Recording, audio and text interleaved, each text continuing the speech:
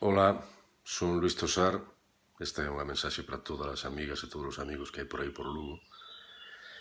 Para toda a xente que está pasando este confinamento nas casas, para toda a xente como a min, que probablemente nunca pensou que chegaría a vivir un momento así. Estamos pasando por días moi extraños, moi duros para moita xente, pero estou seguro de que pasará.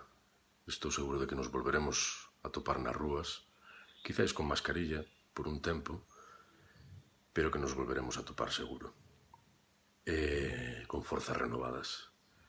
Mentres tanto, desde aquí, desde o meu confinamento, mando-vos esta mensaxe de forza, de alegría, de amor, para poder levar estes momentos tan extraños.